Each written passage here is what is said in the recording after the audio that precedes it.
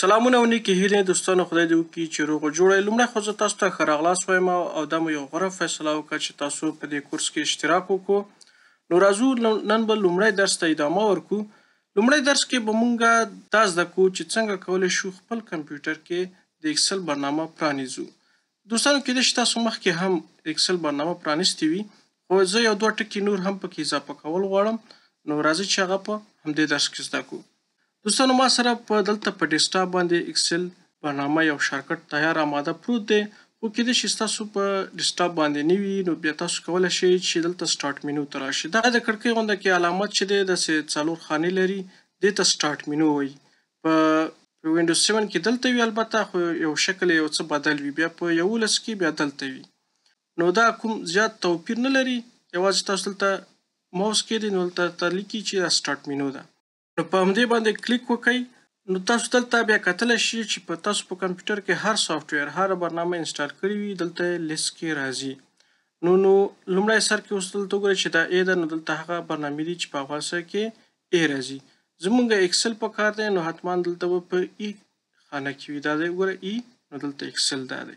کولی شئ په دې باندې کلیک وکړئ او اکسل برته پرانیستل شي. بله اسانه طریقه یې دا ده چې تاسو دغلته سرچ وینئ. دا په وینډوز 10 کې هم شته، 8 کې هم شته زما په خیال، او په 11 کې خو هم شته ده. نو دلته کلیک وکړئ او دلته EXCEL دا مطلب اکسل. نو دلته وګورئ چې دا اکسل برنامه یې دلته ماته ښکاره کړه. ښه، نو بیا تاسو کولی شئ چې په دې باندې کلیک وکړئ. دا به اکسل تاسو ته پرانیزي په دې ډول.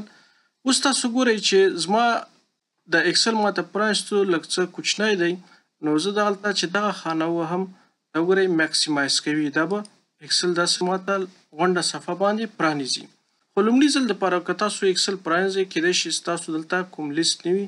دلته بعضې ورکبوکونه ما کار پرې کړی، نو دلته یې ریسنټ کې ماته ښیي چې دا مخکې تا خلاص کړي وو. کېدای شي اوس ستا په کار بیا وي، نو کولی شئ دلته لنډ پرانیزئ. نو کېدای شي ستاسو ته خالي وي، دلته هیڅ برنامه یا هیڅ کوم داسې پخوانی ورکبوک نه وي. ورکبوک د اکسل فایل ته وایي چې په هغې کې مونږ ډېرې زیاتې محاسبې ترسره کوو او مختلف شیټونه یا ورقې پکې موجود دي. انشاءالله دا په راتلونکي درسو کې تاسو ته لا روښانه کیږي. نو هر کله چې تاسو غواړئ چې د لومړي ځل لپاره اکسل وکاروئ، دا بلانک ورکبوک دی، په دې باندې کلیک وکړئ. دا به تاسو ته دا ډول د اکسل برنامه پرانیزي. نو په دې شکل باندې دا تاسو ته اکسل پرانیستل شو. کېدای شي ځینې برخې لا هم تاسو ته مختلف ښکاري. هغه دا وجه ده چې تاسو کوم د اکسل نسخه کاروئ یا ورژن کاروئ د دې سره توپیر ولري. ځکه زه چې اوس کوم اکسل کاروم نو هغه 2024 او ستاسو به کېدای شي 16 وي یا 9 وي یا 19 وي، یو څه توپیر لري.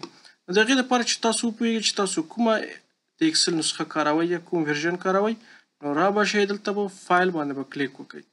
فایل کې دلته تاسو راشئ، لاندې دلته وینئ اکاونټ باندې، په دغه اکاونټ باندې کلیک وکړئ.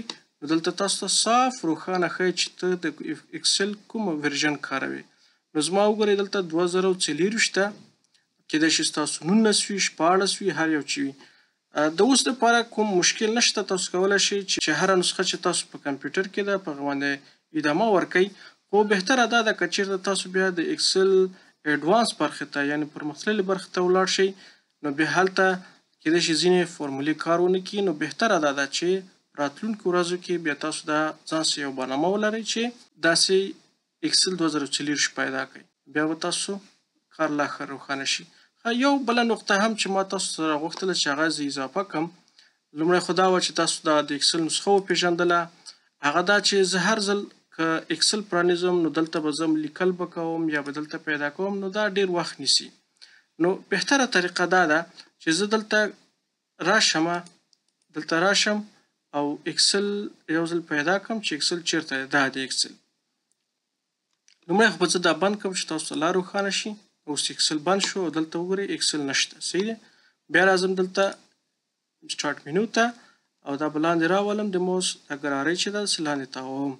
نو دغه د اکسل په دې باندې د ماوس ښی بټن، صحیح ده، ښي طرف ته چې کومه بټن ده هغه باندې یو ځل ټک ورکئ. بیا راشئ دلته موډ ته، دا مور باندې دلته ماوس دې خوا ته راولئ. دلته م راوستو پین ټو ټاسک بار په دې باندې چې کلیک وکړئ دا به دلته دغه اکسل تاسو لپاره وټومبي. نو بیا هر ځل چې تاسو اکسل پرانیزئ اسانه به وي یوازې دلته ټک ورکړئ نو اکسل به تاسو ته پرانیستل کېږي. نو دا د نن ورځې ویډیو انشاءالله نورو درسونو کې به لا هم پرمختګ کوو. په بله ویډیو کې زه ستاسو منتظر یم. ښې چارې.